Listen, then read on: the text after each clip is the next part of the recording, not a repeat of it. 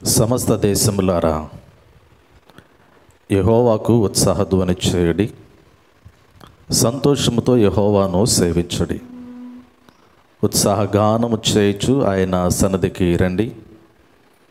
యెహోవాయే దేవుడని తెలుసుకునుడి. ఆయనే మనల్ని పుట్టించెను, మనము ఆయన వారము, ఆయన ప్రజలము, ఆయన మేపు గొర్రెలము. కృతజ్ఞతార్పణలు చెల్లించుచు ఆయన గుమ్మములలో ప్రవేశించుడి.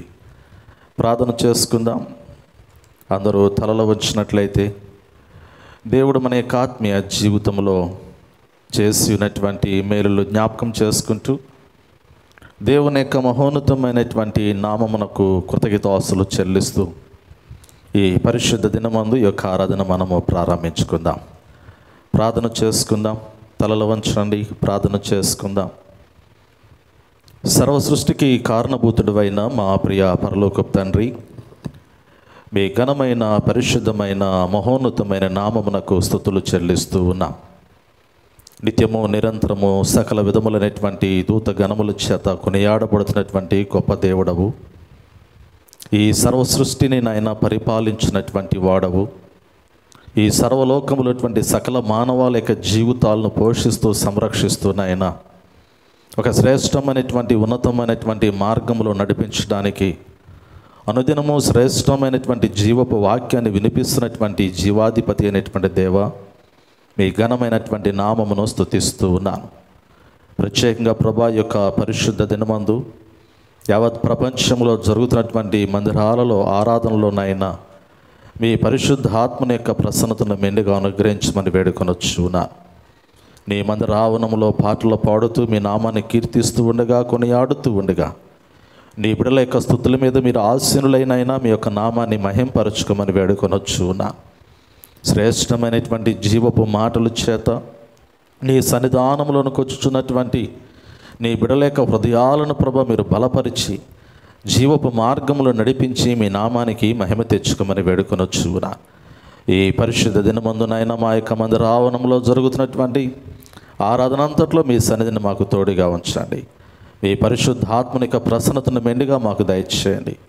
నీ పాదాల చెంతకు వచ్చినటువంటి వారిని దీవిస్తూ నాయన, ఇంకా రావాల్సినటువంటి వారిని త్వరగా నీ పాదాల చెంతకు నడిపించి ఆరాధన అంతట్లో మా ద్వారా మీరే నీ నామానికి మహిమ తెచ్చుకోమని యేసు క్రీస్తు నామములో అడిగి వేడుకొనుచున్నాము తండ్రి. Amen, amen.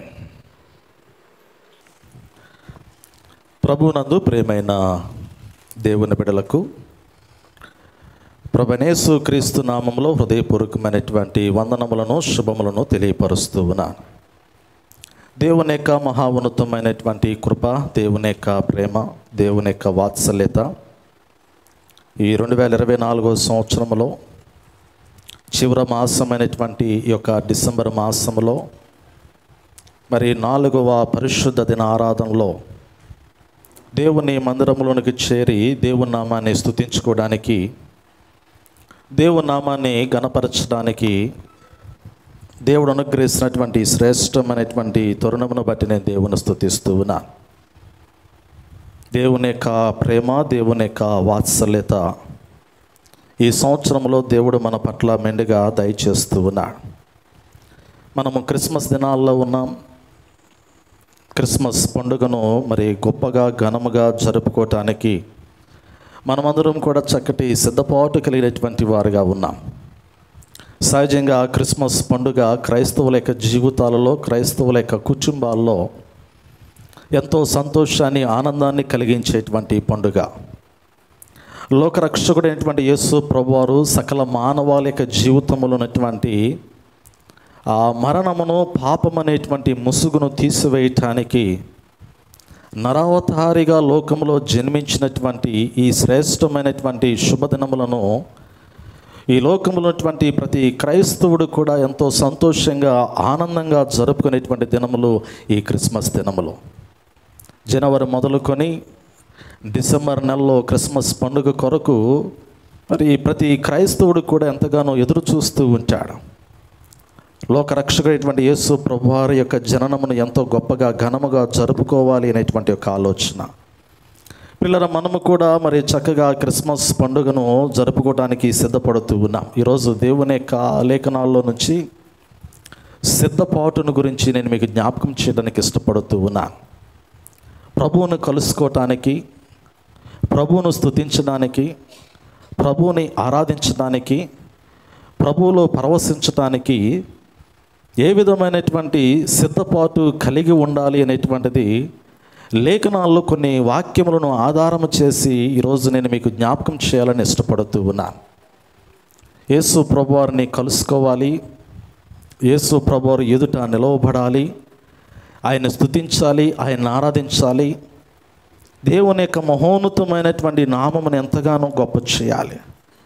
పరిశుద్ధ గ్రంథములో పాత నిబంధన కాలంలో తండ్రి అనేటువంటి దేవుడు యెహోవా దేవుడు ఇశ్రాయేల్ యొక్క సర్వ సమూహములోనికి దిగి వచ్చినటువంటి సమయంలో ఆనాడు ఇశ్రాయేల్ ప్రజలకి నాయకత్వాన్ని వహిస్తున్నటువంటి భక్తుడైనటువంటి నాయకుడైనటువంటి మోషేతో దేవుడు మాట్లాడుతున్నటువంటి క్రమంలో దేవుడు పరము నుండి భూమి మీదకి దిగువ రావటానికి ఎన్నుకున్నటువంటి స్థలము సీనాయి పర్వతము. దేవుని యొక్క వాక్యంలో నిర్గమాకాండము మనం చదివి ఉన్నాం. నిర్గమాకాండము 34వ అధ్యాయంలో ఉన్నటువంటి ఒక ప్రాముఖ్యమైనటువంటి మాటలు చదువుకొని పాత నిబంధన కాలంలో దేవుడు మొదటిగా ఇచ్చినటువంటి రాతి పలకలు, ధర్మశాస్త్రముతో కూడినటువంటి 2 ఆజ్ఞలతో కూడినటువంటి 2 రాతి పలకలు, పగలగొట్టబడినటువంటి రాతి పలకలు, రెండవ పర్యాయము మరలా చెక్కబడినటువంటి రాతి పలకల గురించి ఈరోజు నేను మీతో జ్ఞాపకం మీతో కొన్ని మాటలు పంచుకోవడానికి నేను ఇష్టపడుతూ ఉన్నాను. నిర్గమాకాండము 34వ అధ్యాయం, నిర్గమాకాండము 34వ అధ్యాయం మొదటి వచనాలు కొన్ని మరలా ఒకసారి చదువుకుందాం. మరియు యెహోవా మోషేతో మొదటి పలకల వంటి మరి 2 రాతి పలకలను చెక్కుము. నీవు పగలగొట్టిన మొదటి పలకల మీదనున్న వాక్యములను నేను ఈ పలకల మీద వ్రాసేదను. ఉదయమునకు నీవు సిద్ధపడి ఉదయమున సీనాయి కొండ ఎక్కి అక్కడ శిఖరం మీద నా సన్నిధిని నిలిచి ఉండవలెను. ఏ నరుడును నీతో ఈ కొండకు రాకూడదు, ఏ నరుడును ఈ కొండ మీద ఎక్కడైనాను కనపడకూడదు. ఈ కొండ ఎదుట గొర్రెలైనను ఎద్దులైనను మేయకూడదని సెలవిచ్చను. చాలా పిల్లలు గమనించండి. ఈ 34వ అధ్యాయం నిర్గమాకాండము 34వ అధ్యాయము ఈ మొదటి 3 వచనాల్లో తండ్రి అయినటువంటి దేవుడు యెహోవా దేవుడు ఇశ్రాయేల్ ప్రజలకి నాయకత్వం వహించి ఇశ్రాయేల్ ప్రజల్ని అరణ్య మార్గంలో పాలు తేనెలు ప్రవహించు దేశంలోనికి, కనాను దేశంలోనికి నడిపించుచున్నటువంటి నాయకుడైనటువంటి మోషేతో దేవుడు మాట్లాడుతున్నటువంటి విధానాన్ని మనం ఇక్కడ చూడగలుగుతూ ఉన్నాం. ఈ ప్రారంభ వచనాల్లోనే మొదటి పలకలు వంటి మరి 2 రాతి పలకలను చెక్కుము అనేటువంటి మాట జ్ఞాపకం చేయబడింది. దేవుడు సీనాయి పర్వతం మీదకి దిగి వచ్చినటువంటి క్రమంలో ఆనాడు మోషే భక్తుడు సీనాయి పర్వతం మీదకి వెళ్ళి దేవునితో సహవాసము చేసినటువంటి విధానమును నిర్గమాకాండము 19వ అధ్యాయం నుండి మనం గమనించగలుగుతూ ఉన్నాం. పిల్లరా, మీరు నిర్గమాకాండాన్ని చదివితే, నిర్గమాకాండమును చదివితే నిర్గమాకాండము 19వ అధ్యాయము 3వ వచనము నుండి 32వ అధ్యాయము 15వ వచనం వరకు గల లేఖన భాగములో దేవుడు మొదటిగా సీనాయి పర్వతం మీదకి దిగి వచ్చినప్పుడు మోషే భక్తుడు సీనాయి పర్వతం మీదకి వెళ్ళి 40 దినములు దేవునితో సహవాసము చేసినటువంటి సందర్భం మనకు అక్కడ కనపడుతూ ఉంది. 40 రోజులు మోషే దేవునితో సహవాసము చేశాడు. దేవుని యొక్క సహవాసములో దేవుని మాటలు వినేటువంటి ఆ అనుభవంలోనికి మోషే భక్తుడు తన యొక్క జీవితాన్ని నడిపించుకున్నాడు. ఆ సమయంలోనే దేవుడు మోషేకి 2 రాతి పలకల మీద దేవుని యొక్క చేవ్రాతతో రాయబడినటువంటి ఆ శాసనములతో కూడినటువంటి ఆజ్ఞలతో కూడినటువంటి శాసనములను దేవుడు మోషేకి అప్పగించినట్లుగా దేవుని యొక్క వాక్యములు మనం చూడగలుగుతూ ఉన్నాం. నిర్గమాకాండము 19వ అధ్యాయాన్ని గమనించగలిగితే 20వ అధ్యాయంలో ఏ 10 ఆజ్ఞలైతే మనకు కనపడుతూ ఉన్నాయో ఆ యొక్క ఆజ్ఞలను ప్రజలు ఎలా అనుసరించాలి, ఆ యొక్క ఆజ్ఞల ప్రకారంగా ప్రజలు ఏ విధంగా వారి యొక్క జీవితాలను మరి లోకములో కలిగి జీవించాలి అనేటువంటిది మోషే భక్తునికి దేవుడు చాలా చక్కగా సెలవిచ్చినటువంటి మాటలు మనకు కనపడుతూ ఉన్నాయి. చూడండి, నిర్గమాకాండము 19వ అధ్యాయము 3వ వచనాన్ని ఒక మాట చదువుదాం. మోషే దేవుని యొద్దకు ఎక్కిపోవగా యెహోవా ఆ పర్వతము నుండి అతన్ని పిలిచి, నీవు యాకోబు కుటుంబకులతో ముచ్చటించి ఇశ్రాయేలులకు తెలపవలసినదేమనగా చాలము. పిల్లరా, ఈ నిర్గమాకాండము 19వ అధ్యాయము 3వ వచనంలో మోషే సీనాయి పర్వతం మీదకి ఎక్కి వెళ్ళాడు. సీనాయి పర్వతం మీదకి ఎక్కి వెళ్ళిన తరువాత దేవుడు మోషేతో మాట్లాడడం ప్రారంభిస్తూ ఉన్నాడు.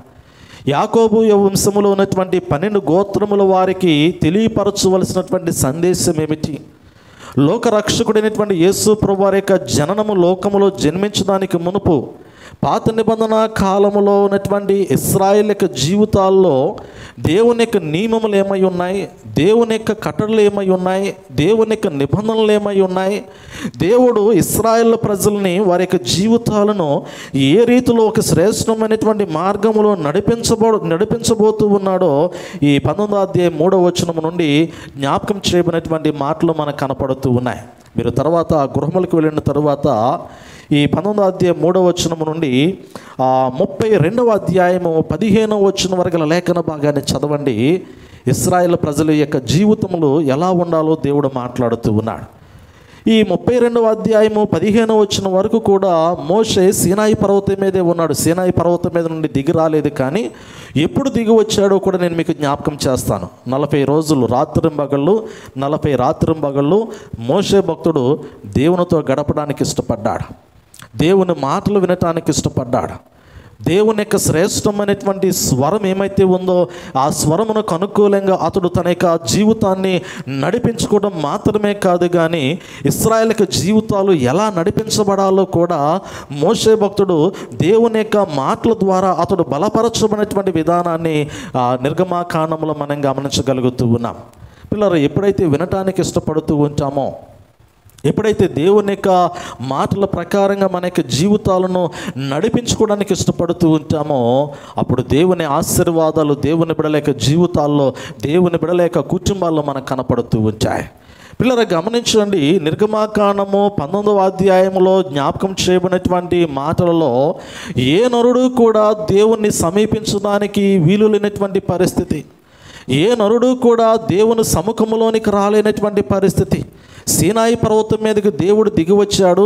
సీనాయి పర్వతం మీదకి మోషే భక్తుడు ఎక్కి వెళ్ళాడు. కానీ ఆ సమయంలో ఆ చుట్టుప్రక్కల ప్రాంతంలో ఉన్నటువంటి వారు కావచ్చు, లేదా ఇశ్రాయేలుకు సమూహము కావచ్చు, సీనాయి పర్వతము తాకటానికి కూడా వీలు లేనటువంటి పరిస్థితి పాత నిబంధన కాలంలో మనకి కనపడుతూ ఉన్నట్లుగా మనం చూడగలుగుతూ ఉన్నాం. నిజమే కదా?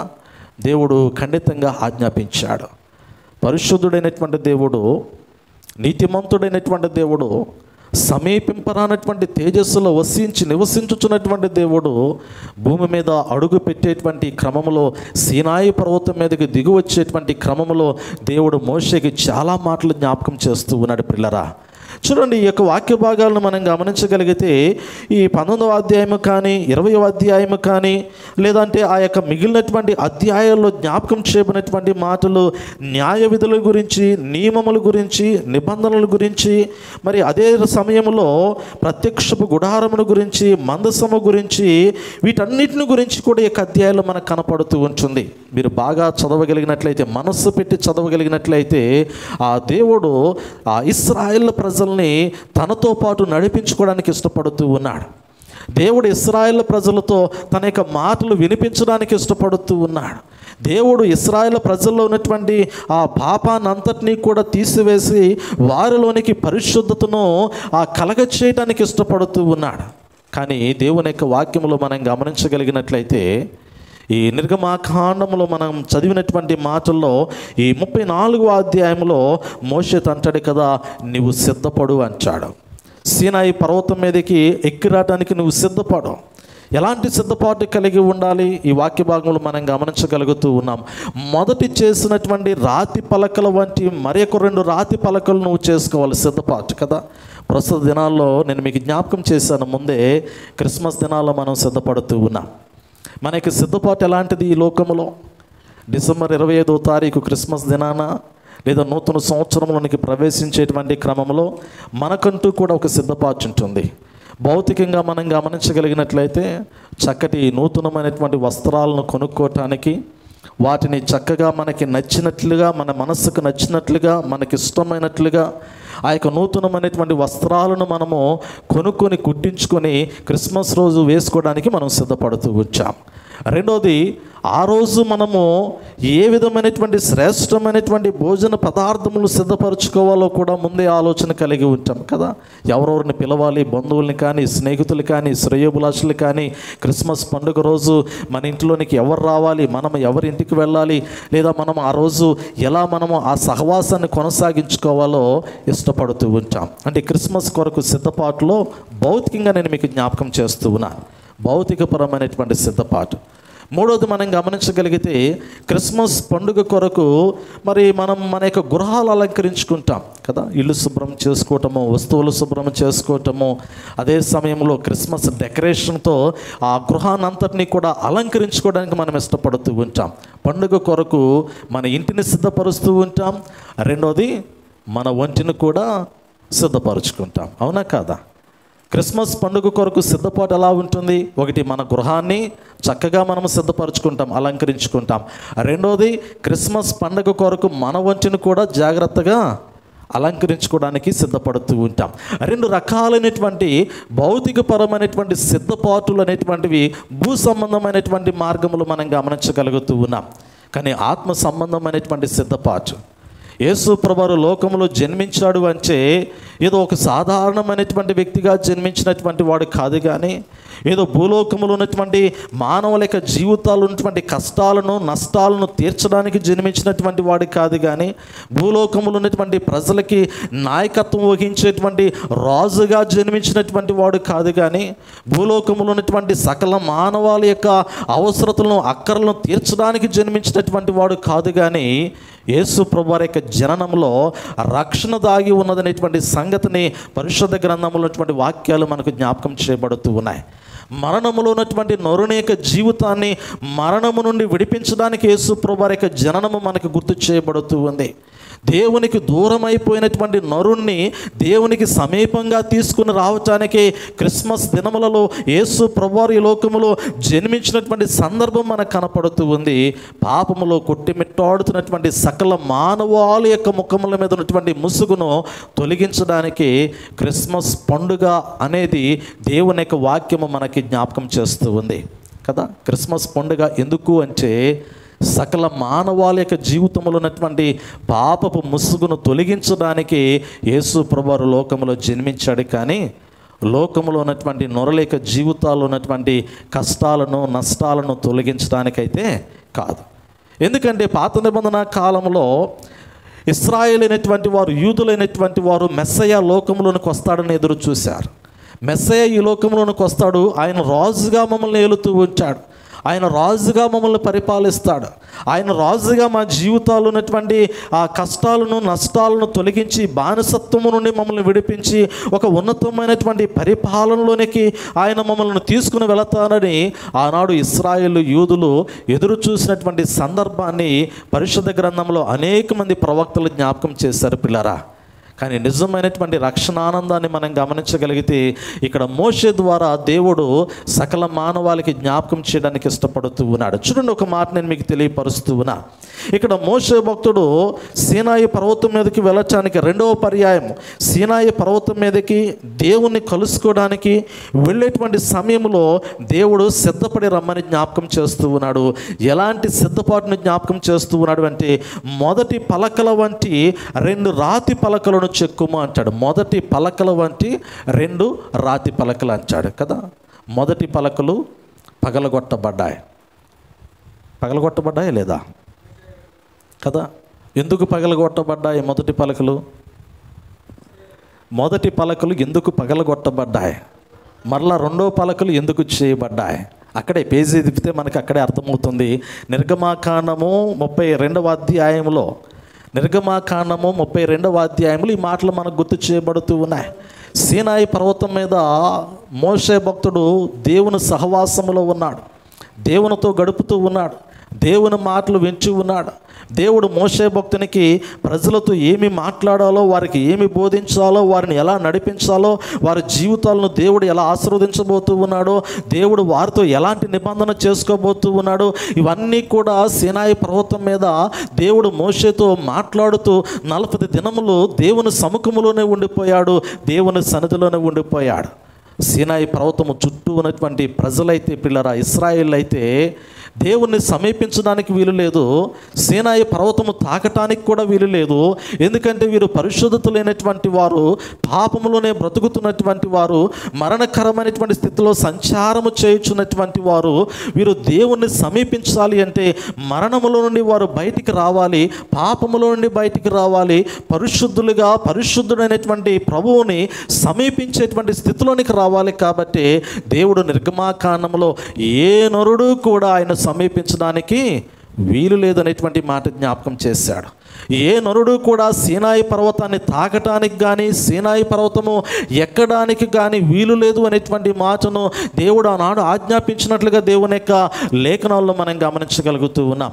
40 దినాలు మోషే సీనాయి పర్వతం మీద ఉండి ఆ క్రిందకి దిగలేనటువంటి సమయంలో, పిల్లరా, ఇశ్రాయేలు ప్రజలైనటువంటి వారు దేవునికి ప్రతిగా, మోషేకి ప్రతిగా నడిపించేటువంటి నాయకుని కొరకు అన్వేషించి ఒక ప్రతిమను వారు తయారు చేసుకున్నట్లుగా దేవుని యొక్క వాక్యములో మనం చూడగలుగుతూ ఉన్నాం. చూడండి 32వ అధ్యాయం 7వ వచనంలో, నిర్గమాకాండము 32వ అధ్యాయం. కాగా యెహోవా మోషేతో ఇట్లా, నేను నీవు దిగి వెళ్ళుము, ఐగుప్తు దేశము నుండి నీవు రప్పించిన నీ ప్రజలు చెడిపోయిరి, నేను వారికి నియమించిన త్రోవ నుండి త్వరగా తొలగిపోయి తమ కొరకు పోత పోసిన దూడను చేసుకొని దానికి సాగిలపడి బలిని అర్పించి, ఓ ఇశ్రాయేలు, ఐగుప్తు దేశము నుండి నిన్ను రప్పించిన నీ దేవుడు ఇదే అని చెప్పుకొనిరని అంటాడు. పిల్లల వాక్యాన్ని గమనించండి. దేవుడు స్పష్టంగా మాట్లాడుతూ ఉన్నాడు దేవుని యొక్క వాక్యములో.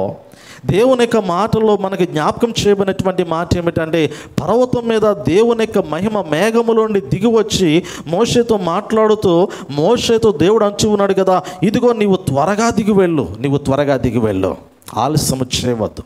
ఇప్పటికే చాలా ఆలస్యం అయిపోయింది కదా, ఆలస్యం చేయవద్దు. ఎందుకంటే వారు మనస్సులు పాడు చేయబడ్డాయి, వారి ఆలోచనలు పాడు చేయబడ్డాయి, వారు చాలా త్వరగా చెడిపోయినటువంటి మనసులు కలిగినటువంటి వారిగా కనపడుతూ ఉన్నారు. దేవుడు నడిపించేటువంటి దారిలో నుండి వారు తొలగిపోయినటువంటి స్థితిలోనికి వెళ్ళిపోయారు. అందుకే ఇక్కడ అంచడు కదా, నేను వారికి నియమించిన త్రోవ నుండి త్వరగా తొలగిపోయి తమ కొరకు పోత పోసిన దూడను చేసుకుని అంచడు కదా. తొలగిపోయారు, త్వరగా తొలగిపోయారు. నిజమే, ప్రస్తుత దినాల్లో కూడా సంవత్సరాది మొదలు సంవత్సరాంతం వరకు దేవుని కనుదృష్టి మన మీద ఉన్నప్పటికీ కూడా, దేవుని కాపుదల్లో ముందుకు కొనసాగించబడుతూ ఉన్నటువంటి సమయంలో కూడా దేవుని ద్వారములో నుండి, అంటే దేవుని మార్గములో నుండి, దేవుని సన్నిధిలో నుండి తొలగిపోయినటువంటి హృదయాలు ఎన్నో. తొలగిపోయినటువంటి హృదయాలు కలిగినటువంటి వారు, దేవుని స్తుతించలేనటువంటి వారు, దేవుని ఆరాధించలేనటువంటి వారు, దేవుని కృపలో దేవునికి తాము కనపరచుకోలేనటువంటి వారు ప్రస్తుత దినాల్లో ఎంతమంది ఉన్నారు. ఆనాడు ఇశ్రాయేలు తొలగిపోయినట్లుగా ఈనాడు చాలామంది క్రైస్తవులు తొలగిపోతూ ఉన్నారు. సిద్ధపాటు లేనటువంటి వారు తొలగిపోయినటువంటి వాడే. ఆత్మతో సత్యముతో దేవుణ్ణి ఆరాధిస్తూ దేవుణ్ణి కలుసుకోలేనటువంటి వాడు దేవుని యొద్ద నుండి తొలగిపోయినటువంటి వాడు. ఆనాడు మోషేకి జ్ఞాపకం చేస్తూ ఉన్నాడు కదా, నేను ఏ ప్రజలనైతే నడిపించడానికి ఇష్టపడ్డానో, ఏ ప్రజల్లో ఉన్నటువంటి మరణమైతే తొలగించడానికి ఇష్టపడ్డానో, నేను ఏ ప్రజలనైతే పరిశుద్ధులుగా చేయటానికి ఇష్టపడుతూ ఉన్నానో, ఆ ప్రజలు వారి ఎదుట ఉన్నటువంటి మార్గముల నుండి వారు తొలగిపోతూ ఉన్నారు. వారు హృదయాలు చెడిపోయినటువంటి హృదయాలుగా మార్చుకున్నారు. సాతానికి అనుకూలంగా వారి హృదయాలను, వారి ఆలోచనలు, వారి తలంపులను సాతానికి అనుకూలంగా మార్చుకున్నారు అనేటువంటి మాటను ఈ నిర్గమాకాండంలో 32వ అధ్యాయంలో 7వ వచనంలో దేవుడు 8వ వచనంలో చక్కగా మోషేకి జ్ఞాపకం చేస్తూ ఉన్నాడు. పిల్లలు, నిజమే కదా, త్రోవ నుండి త్వరగా తొలగిపోయి తమ కొరకు పోత పోసిన దూడను చేసుకుని దానికి సాగిలపడి బలిని అర్పించి ఆ బలిని, ఆ యొక్క దూడను ఇశ్రాయేలు దేవునిగా వారు ఆరాధిస్తూ ఉన్నట్లుగా పరిశుద్ధ గ్రంథంలో చూడగలుగుతూ ఉన్నాం. నిజమే పిల్లరా, ఈరోజు ఒక్కసారి మన యొక్క మనస్సు, మన యొక్క మనస్సాక్షిని మనం పరిశీలన చేసుకోవాలి.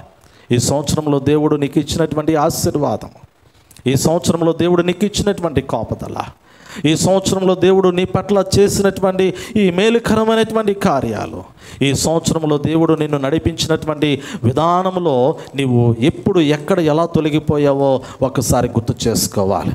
దేవుడు వాక్యము ద్వారా మనతో మాట్లాడుతూ ఉంచాడు. ఈరోజు నువ్వు దేవునితో నడవగలిగావా, లేదా దేవుని సన్నిధిలో నుండి తొలగిపోయావా? నువ్వు దేవుని మాట విన్నావా? దేవుని మాట పెడచీవిన పెట్టినటువంటి స్థితిలో నీ జీవితాన్ని మరి లోకానికి అనుకూలంగా మార్చుకున్నావా? సిద్ధపాటు అనేటువంటిది చాలా ప్రాముఖ్యము. క్రిస్మస్ దినాల్లో మనం ఉన్నాము కాబట్టి క్రిస్మస్ పండుగను గొప్పగా జరుపుకోవడానికి ప్రతి క్రైస్తవుడు కూడా భూలోకములు సిద్ధపడుతూ ఉండగా ఆ సిద్ధపాటు భూ సంబంధమైనదా, ఆత్మానుసారమైనదా? ఈరోజు నీ హృదయము దేని కోరుకుంటూ ఉంది? పిల్లలు ఒక్కసారి మనల్ని మనం పరిశీలన చేసుకుందాం. ఈరోజు నీ మనసు దేని కోరుకుంటూ ఉంది? నీ హృదయము దేని కోరుకుంటూ ఉంది? ప్రభువును నువ్వు కలుసుకోవాలనుకుంటూ ఉన్నావా? ప్రభువుని ఆరాధించాలనుకుంటూ ఉన్నావా? ప్రభువుని ముద్దాడాలనుకుంటూ ఉన్నావా? ప్రభు పాదాల చెంత ఆత్మతోనూ సత్యముతోనూ ఆయన ఆరాధించేటువంటి అనుభవంలోనికి నీ యొక్క ఆత్మీయ జీవితాన్ని నడిపించుకోవాలనుకుంటూ ఉన్నావా? లేదా ఏదో భౌతికపరమైనటువంటి ఆచారప్రాయమైనటువంటి క్రిస్మస్గా ఈరోజు ఈ పండుగను నువ్వు జరుపుకోవడానికి సిద్ధపడుతూ ఉన్నావా? ఆచారప్రాయమైనటువంటి పండుగ అంటే మనందరికీ తెలుసు, అది శరీరానుసారమైనది. ఆ శరీరాశ, నేత్రాశ, జీవపడమ్మతో కూడుకున్నటువంటి పండుగగా మాత్రమే ఉంటుంది. కానీ ఆత్మకు సంబంధించి, హృదయానికి సంబంధించినటువంటి పండుగగా అది కనపడదు. దేవుని యొక్క వాక్యంలో దేవుడు మోషేతో మాట్లాడుతున్నటువంటి మాటల్లో మనం గమనించగలిగితే ఇక్కడ ప్రజలను కలుసుకోవడానికి దేవుడు ఇష్టపడుతూ ఉన్నాడు, ప్రజలను తన యొద్దకు చేర్చుకోవడానికి ఇష్టపడుతూ ఉన్నాడు. కానీ ప్రజలు చెడిపోయినటువంటి మనస్సు కలిగినటువంటి వారు. ఈ చెడిపోయినటువంటి మనస్సు కలిగినటువంటి ప్రజలను గురించి ఒక మాట రాయబడింది 32వ అధ్యాయాన్ని గమనించగలిగితే చూడండి. ఇక్కడ అంచాడు కదా 32వ అధ్యాయము 10వ వచన భాగంలో, కావున నీవు ఊరకుండుము, నా కోపము వారి మీద మండును, నేను వారిని కాల్చివేసి నిన్ను గొప్ప జనముగా చేస్తానని మోషేతో చెప్పగా చాలమ్మ పిల్లరా గమనించండి. దేవుడు ఎంత ప్రేమ కలిగినటువంటి వాడో అంత ఉగ్రత కలిగినటువంటి వాడు, రోషము కలిగినటువంటి వాడు. పాత నిబంధన కాలంలో వారిని సంహరించడానికి దేవుడు ఇష్టపడ్డాడు. ఎందుకంటే ఒకే ఒక మాట అంటూ ఉన్నాడు కదా, వారు లోబడనల్లనటువంటి ప్రజలు అంటాడు, లోబడనల్లనటువంటి ప్రజలు అంటాడు. యెషయా గ్రంథం 1వ అధ్యాయంలో మనం గమనించగలిగితే ఆకాశమా ఆలకించుమంటాడు, భూమి చెవియొగ్గుమంటాడు, నేను పిల్లలను పెంచి పెద్దవారిని చేసేతని వారు నా మీద తిరగబడి ఉన్నారు అనేటువంటి మాట. తిరగబడేటువంటి మనస్సు కలిగినటువంటి వాడు లోబడలేనటువంటి వాడు, దేవుని వాక్యానికి లోబడలేడు, దేవుని సన్నిధికి లోబడలేడు, దేవుని చిత్తానికి, దేవుని ఉద్దేశానికి లోబడలేడు. ఇక్కడ ఇశ్రాయేల్ ప్రజలు దేవుని మీద తిరుగుబాటు చేస్తూ ఉన్నారు, దేవునికి లోబడలేకపోతూ ఉన్నారు. అటువంటి సమయంలో దేవుడు వారిని హెచ్చరిస్తూ, దేవుడు వారిని గద్దిస్తూ, దేవుని యొక్క కోపము వారి మీద మల్లుకునేటువంటి సమయంలో, రగులుతున్నటువంటి సమయంలో అవకాశమును కోరుతూ ఉన్నాడు మోషే భక్తుడు. దేవుని యొక్క కోపమును చల్లార్చుతున్నటువంటి సమయంలో మనకి ఇక్కడ జ్ఞాపకం చేయబడుతూ ఉంది పిల్లరా. దేవుని యొక్క కోపము ప్రజల మీద ఉన్నది. మోషే దేవుని యొక్క కోపమును ప్రేమగా మార్చడానికి ప్రయత్నము చేస్తూ ఉన్నాడు.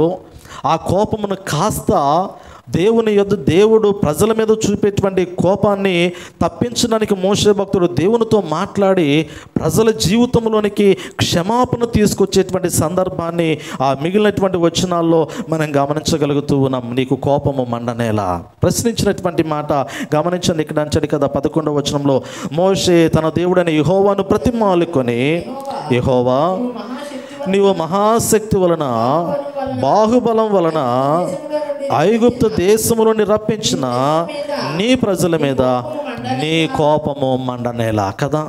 మోషే భక్తుడు బ్రతిమలాడుతూ ఉన్నాడు, అయ్యా ఒక అవకాశమే, పోయిన సంవత్సరం క్రిస్మస్ దినాన్ని గొప్పగా జరుపుకోవడానికి అవకాశం ఇచ్చావు కదా, నూతన సంవత్సరాన్ని గొప్పగా జరుపుకోవడానికి అవకాశం ఇచ్చావు కదా, మరొక అవకాశం ఇస్తూ ఉన్నావు కదా.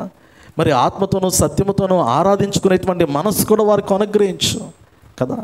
ఆత్మతోనూ సత్యముతోనూ ఆరాధించేటువంటి మనసు కూడా వారికి అనుగ్రహించు. ఒక సంవత్సరాన్ని దేవుడు దయాకిరీటంగా ధరింపచేసినప్పుడు ఆ సంవత్సరంలో ముందుకు కొనసాగుతూ ఉండగా దేవుని వెంబడించేటువంటి మనసు కావాలి, దేవుని స్తుతించేటువంటి హృదయం కావాలి, దేవుని ఆరాధించేటువంటి హృదయం కావాలి. లేని పక్షంలో దేవుని యొక్క కోపము కూడా మండేటువంటి అవకాశము కూడా కనపడుతూ ఉన్నట్లుగా దేవుని యొక్క వాక్యంలో మనం చూడగలుగుతూ ఉన్నాం. ఎప్పుడైతే మోషే భక్తుడు దేవుని బ్రతిమలాడుతూ ఉన్నాడో, మోషే భక్తుడు సీనాయి పర్వతం మీద నుండి దిగి వచ్చిన తరువాత జరిగినటువంటి సంభాషణ మనం గమనించగలిగినట్లయితే ఆ 15వ వచనంలో జ్ఞాపకం చేస్తాడు. మోషే శాసనములు గల 2 పలకలను చేత పట్టుకొని కొండ దిగి వచ్చాను. ఆ పలకలు ఇరు ప్రక్కలను వ్రాయబడినవి, అవి ఈ ప్రక్కను ఆ ప్రక్కను వ్రాయబడి ఉండను. ఆ పలకలు దేవుడు చేసినవి, ఆ పలకల మీద చెక్కబడిన వ్రాత దేవుని చేవ్రాత. ఆ ప్రజలు పెద్ద కేకలు వేయుచుండగా యెహోషువ ఆ ధ్వని విని పాలెములు యుద్ధధ్వని అని మోషేతో అనగా అతడు అది జయధ్వని కాదు, అపజయధ్వని కాదు, సంగీత ధ్వని నాకు వినపడుచున్నదని అని అంటాడు కదా. జయధ్వని కాదు, అపజయధ్వని కాదు, కానీ ఏ ధ్వని వినపడుతుంది? సంగీత ధ్వని. నాట్యం ఆడుతూ ఉన్నారంట. ఎక్కడ నాట్యం ఆడుతూ ఉన్నారు? ఎక్కడ విందు చేసుకుంటూ ఉన్నారు? ఎక్కడ ఆర్భాటం చేస్తూ ఉన్నారు అంటే, ఒక దూడను చేసుకొని ఆ దూడ దగ్గర ఒక విగ్రహాన్ని చేసుకొని ఆ విగ్రహము దగ్గర చక్కగా డ్యాన్సులు చేస్తూ నాట్యం ఆడుతూ ఉత్సాహిస్తూ ఆనందిస్తూ గంతులు వేస్తూ ఉన్నట్లుగా దేవుని యొక్క వాక్యంలో మనం గమనించగలుగుతూ ఉన్నాం. ప్రస్తుత దినాల్లో క్రిస్మస్ దినాలు ఎలా ఉన్నాయి అంటే, చాలామంది ఆర్భాటంతో లోకానుసారంగా నాట్యమాడి చిందులు వేసుకుని భౌతికంగా రకరకాలైనటువంటి రీతిలో గొప్పగా జరుపుకున్నామనేటువంటి ఆలోచనలతో లోకానుసారంగా జరుపుకోవడానికి ఇష్టపడుతూ ఉంచారు. ఆనాడు ఈ నాట్యమాడినటువంటి విధానాన్ని మనం గమనించగలిగితే, సంగీత ధ్వని వినపడినటువంటి విధానాన్ని మనం గమనించగలిగితే, యెహోషువ భక్తుడు అంటాడు కదా, అది జయధ్వని విజయధ్వని అపజయధ్వని అనేటువంటిది మోషే భక్తుడు అంటే ఆ రెండు కాదు, అది సంగీత ధ్వని అని అనుచు ఉండగా, ఏమిటి సంగీత ధ్వని అని మోషే భక్తుడు వచ్చినటువంటి క్రమంలో పిల్లరా గమనించండి. ఆ ప్రజల యొక్క స్థితిగతులు మనకు అక్కడ కనపడుతూ ఉన్నాయి. ఆ ప్రజలు పెద్ద కేకలు వేయుచుండగా యెహోషువ ఆ ధ్వని విని పాలెములో యుద్ధధ్వని అని మోషేతో అనగా అతడు అది జయధ్వని కాదు, అపజయధ్వని కాదు, సంగీత ధ్వని నాకు వినపడుచున్నదనను. అతడు పాలెమునకు సమీపింపగా ఆ దూడను వారి నాట్యమాడుటను చూచెను. అందుకు మోషే కోపము మండెను. అతడు కొండ దిగువన తన చేతుల్లో నుండి ఆ పలకలను పడవేసి వాటిని పగలగొచ్చెను అంటాడు కదా. ఏముంది ఆ పలకల్లో అంటే, దేవుని యొక్క చేవ్రాత ఉంది. ఏముంది ఆ పలకల్లో అంటే, దేవుడు ప్రజలతో చేసుకున్నటువంటి నిబంధన మనకు కనపడుతూ ఉంది. ఏముంది ఆ పలకల్లో అంటే, దేవుడు తన బిడ్డలైనటువంటి తన స్వాస్థ్యమైనటువంటి ప్రజలను సరైనటువంటి మార్గంలో నడిపించడానికి మోషే భక్తునికి చేసినటువంటి శ్రేష్టమైనటువంటి హితోపదేశముతో కూడినటువంటి సందేశము ఆ పలకల మీద దేవుడు తన చేవ్రాతతో వ్రాసి ఉన్నాడు. ఇప్పుడు ఆ పలకలు పగలగొట్టబడ్డాయి. ఏ కారణము చేత పగలగొట్టబడ్డాయి అంటే, లోకములో చెడిపోయినటువంటి మనస్సు కలిగినటువంటి ప్రజల యొక్క స్థితిగతులను బట్టి దేవుడు చేవ్రాతతో రాసినటువంటి పలకలను మోషే భక్తుడు కోపము చేత పగలగొట్టినట్లుగా వాక్యంలో మనం చూడగలుగుతూ ఉన్నాం. నిజమే కదా, దేవుని యొక్క చేవ్రాత కదా, దేవుడు చేసినటువంటి పలకలు కదా, ప్రజల కొరకు ఆజ్ఞాపించినటువంటి ఆజ్ఞలు కదా, దేవుడు తన బిడ్డలతో చేసుకున్నటువంటి శ్రేష్టమైనటువంటి నిబంధనలు కదా. మరి ఆ యొక్క నిబంధన పలకలు పగలగొట్టబడినటువంటి సమయంలో మరలా దేవుడు యొక్క కోపము చల్లారినటువంటి సమయంలో పిల్లరా మరొక సేమ్ అటువంటి రాతి పలకలే మరొక 2 రాతి పలకలను దేవుడు మోషే భక్తుని చేసుకుని రమ్మంట్లుగా నిర్గమాకాండము 34వ అధ్యాయంలో మనం చూడగలుగుతూ ఉన్నాం. మొదటి పలకలు పగలగొట్టబడ్డాయి. రెండవ పలకలు ఇప్పుడు నరుని యొక్క చేతి చేత చేయబడినటువంటి పలకలు. మొదటి 2 పలకలేమో దేవుని చేత చేయబడ్డాయి. దేవుని యొక్క చేవ్రాతతో రాయబడినటువంటి పలకలుగా ఉన్నాయి, అవి పగలగొట్టబడ్డాయి. ఇప్పుడు 2వ రాతి పలకలు గమనించగలిగితే, ఇవి మనిషి చేస్తున్నటువంటి వాడు. మోషే గ్రంథంలో నిర్గమాకాండంలో ఈ 34వ అధ్యాయం 1వ వచనంలో మనం గమనించగలుగుతూ ఉన్నాం.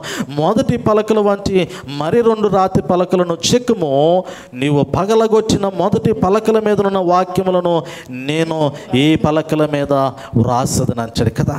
ఈరోజు ఆ పలకలే మన యొక్క హృదయాలు అనేటువంటి మాటను ఆనాడు వాక్యం ద్వారా దేవుడు ఈనాడు జ్ఞాపకం చేస్తూ ఉన్నాడు. మోషే 2 రాతి పలకలను తీసుకుని సీనాయి పర్వతం మీదకి వెళ్ళాడు. దేవుడు మరలా రాతి పలకల మీద మొదటిగా రాసినటువంటి మాటలు మరలా ఆ దేవుడు ఆ పలకల మీద లిఖించడానికి ఇష్టపడ్డాడు. లిఖించేటువంటి సమయంలో దేవుడు ఆజ్ఞాపిస్తూ ఉన్నాడు, ప్రజల గురించి మాట్లాడడం మరలా ప్రారంభించాడు.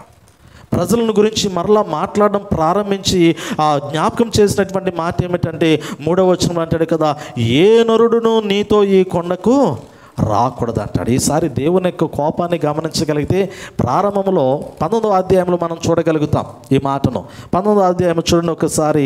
నిర్గమాకాండము 19వ అధ్యాయంలో 10వ వచనాన్ని గమనించండి. 9, 10 వచనాలు. 9వ వచనం కూడా చదవండి అమ్మా. యెహోవా మోషేతో, ఇదిగో నేను నీతో మాట్లాడినప్పుడు ప్రజలు విని నిరంతరము నీ యందు నమ్మకం ఉంచినట్లు నేను కారుమబ్బులలో నీ యొద్దకు వచ్చేదనని చెప్పాను. మోషే ప్రజల మాటలను యెహోవాతో చెప్పగా, యెహోవా మోషేతో, నీవు ప్రజల యొద్దకు వెళ్ళి నేడును రేపును వారిని పరిశుద్ధపరచుము. వారు తమ బట్టలు ఉతుక్కొని 3వ నాటికి సిద్ధంగా నుండవలను. 3వ నాడు యెహోవా ప్రజలందరి కొనుల ఎదుట సీనాయి పర్వతం మీదకి దిగువచ్చును. నీవు చుట్టూ ప్రజలకు మేరను ఏర్పరిచి, మీరు ఈ పర్వతము ఎక్కవద్దు, దాని అంచును ముట్టవద్దు, భద్రము సుమి, ఈ పర్వతము ముట్టు ప్రతివానికి మరణశిక్ష తప్పక విధింపబడేవాలని అంటాడు. ఇది 19వ అధ్యాయంలో జ్ఞాపకం చేయబడినటువంటి మాటలు. 34వ అధ్యాయంలో 3వ వచనాన్ని కూడా గమనించాము కదా. మరలా దేవుడు తిరిగి 2వ పర్యాయము కూడా ఇవే మాటలు గుర్తు చేస్తూ అంటూ ఉన్నాడు కదా, ఏ నరుడును నీతో ఈ కొండకు రాకూడదు. రెండవది, ఏ నరుడును ఈ కొండ మీద ఎక్కడైనాను కనపడకూడదు. ఈ కొండ ఎదుట గొర్రెలనైనను ఎద్దులైనను మేయకూడదని సెలవిచ్చిన అంటాడు. మొదటి పర్యాయం జ్ఞాపకం చేసినప్పుడేమో 3 దినములు పరిశుద్ధపరచుకోమన్నాడు.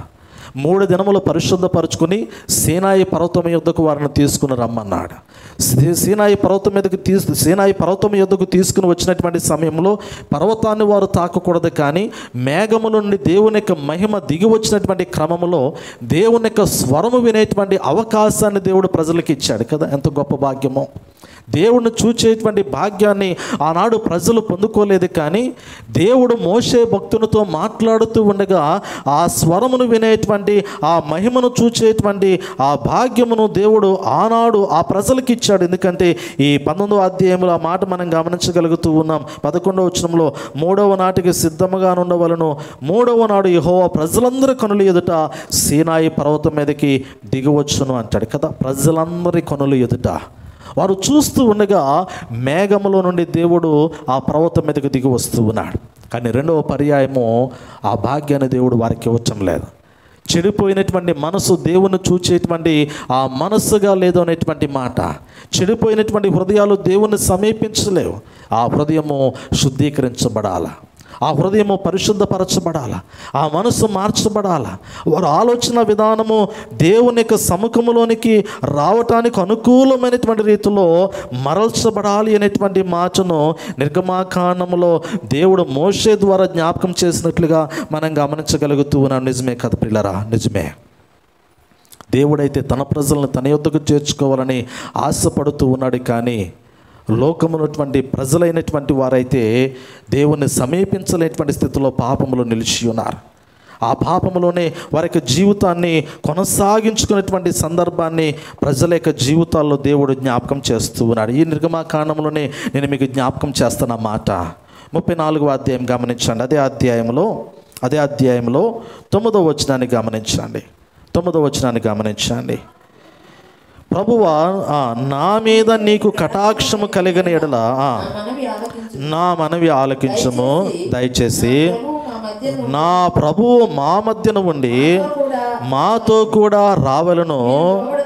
వీరు లోబడనొల్లని ప్రజలు మా దోషమును పాపమును క్షమించి మమ్మును నీ స్వాస్థ్యముగా చేసుకొనమని పిల్లలు గమనించండి. చక్కటి మాట. ఈరోజు స్వాస్థ్యం ఎక్కడి నుండి వచ్చిందంటే ఆనాడు చేయబడినటువంటి విజ్ఞాపన. ఆనాడు మోషే భక్తుడు దేవుని అడుగుతూ ఉన్నాడు, అయ్యా మేము నీ పిల్లలుగా ఉండాలి, మేము నీ స్వాస్థ్యంగా నీ కుమారులుగా ఉండాలి, నీ రాజ్యపు వారసులుగా ఉండాలి, మేమైతే లోబడలేనటువంటి మనసు కలిగినటువంటి వారము, కానీ నీవు దయ కలిగినటువంటి వాడవు, నీవు కరుణ కలిగినటువంటి వాడవు, ప్రేమ కలిగినటువంటి వాడవు, వాత్సల్యత కలిగినటువంటి వాడవు. పాపములో ఉన్నటువంటి మనసు మాకుంది, కానీ పాపము నుండి విడిపించబడాలనేటువంటి ఆలోచన మా హృదయంలో ఉంది. మోషే భక్తుడు దేవుణ్ణి పదే పదే అడిగినటువంటి సందర్భాల్లో మనం ఇక్కడ అదే గమనించగలుగుతూ ఉన్నాం. నీ స్వాస్థ్యంగా ఉండేటువంటి అవకాశాన్ని మాకు కల్పించమని అడుగుతూ ఉన్నాడు. నీ బిడ్డలుగా బ్రతికేటువంటి అవకాశాన్ని మాకి, ఆ కృప మా పట్ల నీవు దయచేయి అనేటువంటి మాటను ఈ వాక్య భాగంలో మనం గమనించగలుగుతూ ఉన్నాం. చూడండి, అక్కడ అంచాడు కదా, ఈ 34వ అధ్యాయంలోనే 5వ వచనంలో, మేఘములో యెహోవా దిగి అక్కడ అతనితో నిలిచి యెహోవా అను నామము ప్రకటించను. అతను ఎదుట యెహోవా అతను దాటి వెళ్ళుచు, యెహోవా కనికరము, దయ, దీర్ఘశాంతము, విస్తారమైన కృపాసత్యములు గల దేవుడైన యెహోవా అంటాడు. దేవునిలో ఉన్నటువంటి ఔన్నత్యాన్ని గుర్తు చేస్తూ ఉన్నాడు. ఆయన ప్రేమ కలిగినటువంటి వాడు, దయ కలిగినటువంటి వాడు, కనికరము కలిగినటువంటి వాడు, దీర్ఘశాంతము కలిగినటువంటి వాడు, కృపాసత్యములు కలిగినటువంటి వాడు. దేవుడు కృపాసత్య సంపూర్ణుడిగా ఆనాడు వారి మధ్యలో వారితో మాట్లాడినటువంటి వాడు కృత నిబంధన కాలంలో లోకములటువంటి సకల మానవాళిని తన స్వాస్థ్యంగా చేసుకోవడానికి, తన బిడలుగా మార్చుకోవడానికి శరీరధారిగా భూలోకములోనికి వచ్చినటువంటి ఆ సందర్భాన్ని గుర్తు చేస్తూ ఉన్నాడు. అది ఇక్కడ అంచాడు కదా, ఆ మోషే భక్తుడు అడిగినటువంటి మాట, ప్రభువా నా మీద నీకు కటాక్షము కలిగిన ఎడల నా మనవి ఆలకించుము, దయచేసి నా ప్రభువా మా మధ్యన ఉండి మాతో కూడా రావాలని అంటాడు. మా మధ్యన ఉండి మాతో కూడా రావాలని. ఆనాడు ఇశ్రాయేల్ ప్రజల మధ్య ప్రభు అయినటువంటి యేసు ప్రభు వారు కృత నిబంధన కాలంలో రక్షకుడిగా ఉన్నాడేమో, కానీ పాత నిబంధన కాలంలో ఇశ్రాయేల్ ప్రజల మధ్య పగల మేఘస్తంభం వలన, రాత్రి అగ్నిస్తంభం వలన వారికి రక్షకుడిగా, విమోచకుడిగా ఉన్నాడు. ఆనాటి దినాలలో వారి మధ్యలో మోషే భక్తుడు అడిగాడు కదా, నీవు మా మధ్యలో ఉండయ్యా, నువ్వు మాతో ఉండయ్యా, నువ్వు మా మధ్యలో ఉండి మాతో ఉండి మమ్మల్ని నడిపించు ప్రభు అని ఆనాడు మోషే భక్తుడు చేసినటువంటి ప్రార్థన దేవుని కుమారుడైనటువంటి యేసు ప్రభువారు పగల మేఘస్తంభం వలన, రాత్రి అగ్నిస్తంభం వలన వారిని అరణ్యంలో నడిపించినట్లుగా మనం చూడగలుగుతూ ఉన్నాం. ప్రస్తుత దినాల్లో యేసు ప్రభువారు లోకంలో జన్మించాడని క్రిస్మస్ జరుపుకుంటున్నారు, కానీ అయ్యా నువ్వు నా హృదయంలో జన్మించని అడగగలిగినటువంటి వాని యొక్క హృదయంలో నిజమైనటువంటి సంతోషం ఉంటుంది. ఈరోజు యేసు ప్రభువారు నీ హృదయంలో జన్మించినప్పుడే అది నీకు ఆత్మానుసారమైనటువంటి క్రిస్మస్. లేదంటే అది నీకు భౌతికంగా నువ్వు జరుపుకునేటువంటి పండుగలలో సాధారణమైనటువంటి పండుగగా మాత్రమే నీవు చూడగలుగుతూ ఉంటావు. యేసు ప్రభువారు నీ హృదయంలో జన్మించినంత కాలము, యేసు ప్రభువారిని నీవు స్వరక్షకునిగా అంగీకరించినంత కాలము, యేసు ప్రభువారిని ఆత్మతోనూ సత్యముతోనూ ఆరాధించేటువంటి అనుభవంలోనికి నీవు రానంత కాలము కూడా ఈ లోకంలో భౌతికంగా నువ్వు పండుగను జరుపుకుంటావు, కానీ ఆత్మీయమైనటువంటి కోణంలో ప్రభువుని నువ్వు ఆరాధించలేవు, ప్రభువుని నువ్వు స్తుతించలేవు, ప్రభువు నామాన్ని నువ్వు గొప్ప చేయలేవు. పరిశుద్ధ గ్రంథంలో ఒక చక్కటి ఉదాహరణ నేను మీకు జ్ఞాపకం చేస్తాను. దేవుని యొక్క లేఖనాల్లో మనం గమనించగలిగినట్లయితే లూకాసు సువార్త 7వ అధ్యాయంలో ఒక పరిసయ్యుడైనటువంటి వాడు యేసు ప్రభువుని తన ఇంటిలోనికి ఆహ్వానించాడు. చక్కటి శ్రేష్టమైనటువంటి ఆతిథ్యం ఇవ్వటానికి ధనవంతుడైనటువంటి ఒక పరిసయ్యుడు యేసు ప్రభువుని తన ఇంటిలోనికి ఆహ్వానించాడు. యేసు ప్రభువు ఆ యొక్క ఇంటిలోనికి వచ్చిన తరువాత చాలామంది జనసమూహం ఉన్నారు. ఆ యొక్క సమూహంలో నుండి ఒక స్త్రీ యేసు ప్రభువారి యొక్క పాదాలు పట్టుకొని ముద్దాడుతున్నటువంటి సందర్భాన్ని లూకా భక్తుడు చాలా చక్కగా వర్ణించాడు. పిల్లల లూకా సువార్త 7వ అధ్యాయాన్ని మనం గమనించగలిగితే 36వ వచన భాగం నుండి మనకి ఈ మాటలు తెలియపరచబడుతూ ఉన్నాయి. పరిసయ్యులలో ఒకడు తనతో కూడా భోజనము చేయవలని ఆయనను అడిగాను.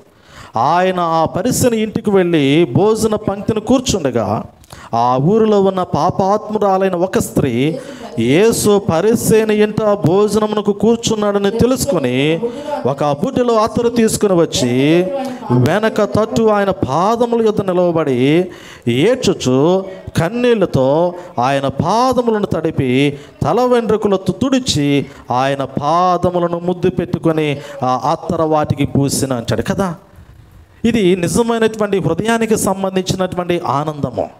ఇది నిజమైనటువంటి హృదయాంతరంగంలో ఒక మనస్సు కోరుకుంటున్నటువంటి పశ్చాత్తాపముతో కూడినటువంటి ఆలోచన విధానం. నేను ప్రభువును కలుసుకోవాలి. ఈ పాపాత్మురాలైనటువంటి స్త్రీ తెలుసుకుంది, ఇదిగో ఒక పరిసేన ఇంట యేసు ప్రభువారు వచ్చినటువంటి మాట ఆమె విన్నది. ఆ వినటం మాత్రమే కాదు కానీ ఆ ప్రభు యొద్దకు వెళ్ళాలి అనేటువంటి ఆలోచన ఆమెకు కలిగింది. ఆ ప్రభు యొద్దకు వెళ్ళాలి అనేటువంటి ఆలోచన కలగటం మాత్రమే కాదు కానీ ఎలా వెళ్ళాలి అనేటువంటి ఆ యొక్క ఆలోచన విధానం తన హృదయంలో ఉంది. ఒట్టి చేతులతో వెళ్ళలేదు కదా. ఆమె ఒట్టి చేతులతో వెళ్ళిందా? లేదు. ఒక విలువైనటువంటి అత్తరు తీసుకుని వెళ్ళిందచ్చ. ఆ అత్తరు తీసుకుని ఆ ప్రభు దగ్గరికి వెళ్ళింది. వెళ్ళంగానే మనం గమనించగలిగితే ఆమె మొట్టమొదటిగా చేసిన పని ఏమిటంటే ప్రభు పాదాల చెంతకి చేరింది. పిల్లారా, పరిసేయుడు యేసు ప్రభువుని ఇంట్లోనికి పిలిచి కుర్చీ వేసి కూర్చోబెట్టుంటాడేమో కానీ ఆయన పాదాల యొద్ద పరిసేయుడు కూర్చున్నాడా? లేదు. కేవలము లోకములో ఉన్నటువంటి పరిసేయుడు ప్రభువుని ఎలా చూచాడు అంటే ఒక సాధారణమైనటువంటి మనిషిగా గుర్తిస్తూ ఉన్నాడు, ఒక సాధారణమైనటువంటి వ్యక్తిగా చూస్తూ ఉన్నాడు, ఒక సాధారణమైనటువంటి శరీరధారిగా లోకములో జన్మించినటువంటి దేవుని కుమారుడిగా ఎరిగినటువంటి వాడైతే అతడు దేవుని కుమారుని చూచి ఉండొచ్చేమో కానీ అతడు ధనవంతుడిగా ఉండటం బట్టి, లోకానుసారమైనటువంటి వ్యక్తిగా ఉండటం బట్టి ఇంటిలోనికి పిలిచాడు కానీ ప్రభువుకి ఆతిథ్యం ఇచ్చాడా? ఆతిథ్యం ఇవ్వటానికి పిలిచాడు కానీ సత్కార్యము చేశాడా? గౌరవ మర్యాదలతో యేసు ప్రభువారిని ఆ భోజన పదార్థముల కొరకు పిలిచినటువంటి వ్యక్తి ఆ రీతిలో ప్రభుని తన ఇంట్లో చేర్చుకున్నాడా అంటే తన ఇంటిలోనికి ఆ రీతిలో చేర్చుకోలేకపోయాడు. కానీ ఇంటిలోకి యేసు ప్రభువారు వచ్చినా కానీ చూచే విధానంలో తేడా ఉంది కదా.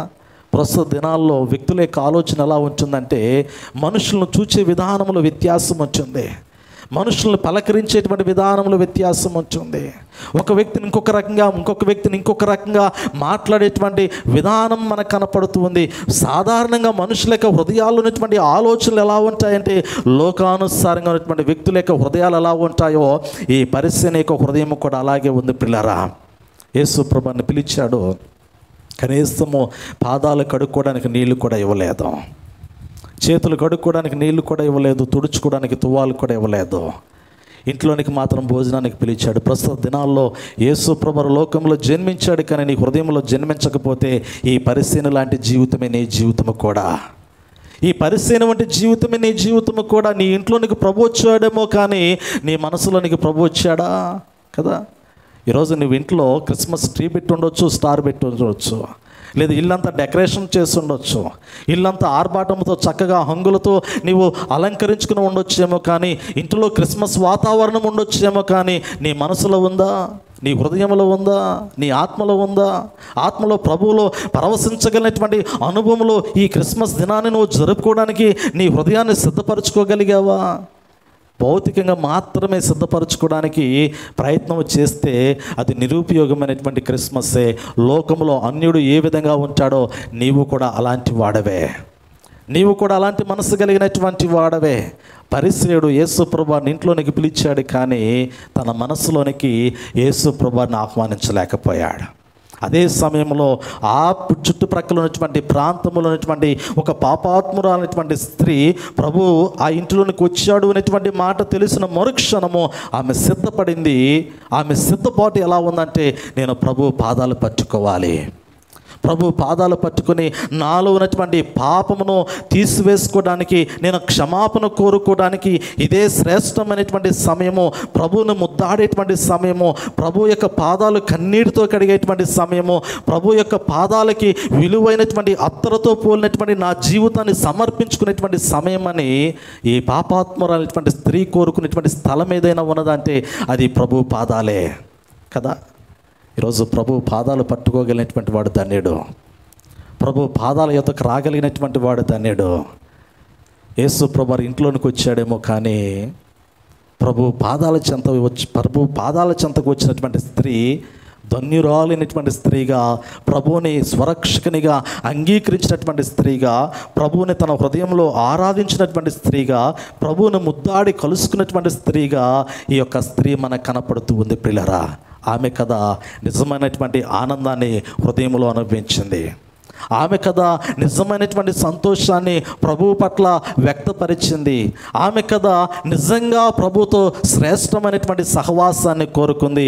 ఈ దినాల్లో పిల్లరా, ప్రస్తుత ఈ దినాల్లో ఈ కడవరి దినాల్లో, అపాయకరమైనటువంటి దినాల్లో, ఈ సంవత్సరాంతంలో మన యొక్క జీవితాన్ని ముందుకు కొనసాగించుకునేటువంటి దినములలో నువ్వు ప్రభువుని ఎలా చూస్తూ ఉన్నావు? అవసరాలు తీర్చేటువంటి ప్రభువుగా చూస్తూ ఉన్నావా? ఆశీర్వాదాలు ఇచ్చేటువంటి ప్రభువుగా చూస్తూ ఉన్నావా? లేదా సురక్షితమైనటువంటి మార్గంలో నడిపించడానికి కేవలము ప్రభువుని ఆధారం చేసుకుంటూ ఉన్నావా? నీ హృదయాంతరంగంలో ఎంతవరకు ప్రభువుకి స్థానమును ఇవ్వగలుగుతూ ఉన్నావు అనేటువంటిది ఒక్కసారి ఆత్మ పరిశీలన చేసుకోవాలి. ఈ క్రిస్మస్ దినాల్లో ప్రియులరా, ఈ క్రిస్మస్ దినాల్లో భౌతికపరమైనటువంటి క్రిస్మస్ కాదు కానీ నువ్వు జరుపుకోవాల్సింది, ఇదిగో ఈ పాపాత్మురాలైనటువంటి స్త్రీ ఎలా ప్రభు పాదాలు కడిగిందో కన్నీటితో, ఎలా ప్రభు పాదాలకి విలువైనటువంటి అత్తర పూసిందో, ఆ కన్నీటితో తన తల వెంట్రుకలతో ఎలా ఆ ప్రభు పాదాలు తుడిచిందో, ఆ పాదాలను ముద్దు పెట్టుకుందో, ఆ ప్రభువుని ఎలా స్తుతించి గణపరిచిందో, అలాంటి క్రిస్మస్ ఆనందాన్ని, ఆత్మతో జరుపుకునేటువంటి ఆనందాన్ని ప్రభువు కోరుతూ ఉన్నట్లుగా ఈ యొక్క వాక్యము ద్వారా నేను మీకు జ్ఞాపకం చేస్తూ ఉన్నాను.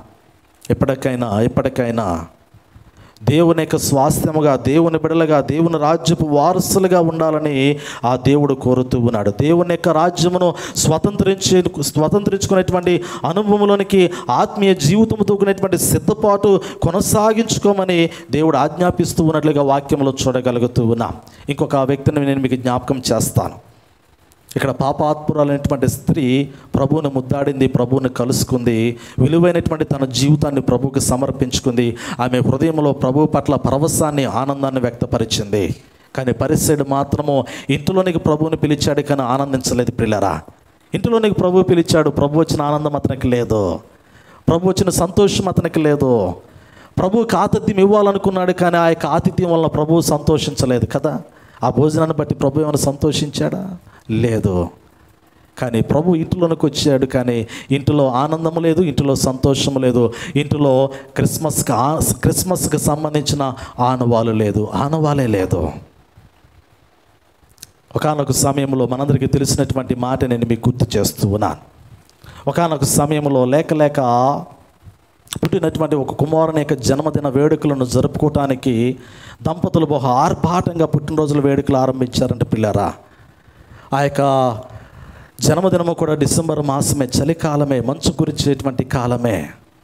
లేక పుట్టినటువంటి కుమారుడు పుట్టినరోజును చాలా ఘనంగా జరుపుకోవడానికి తల్లి, తండ్రి ఇరువురు కూడా చాలా సిద్ధపాటు కలిగి ఉన్నారు. స్నేహితులను, బంధువులను, శ్రేయభిలాషులను అందరినీ కూడా, ఇరుగు పొరుగు వారందరినీ కూడా ముందుగానే పిలిచారు.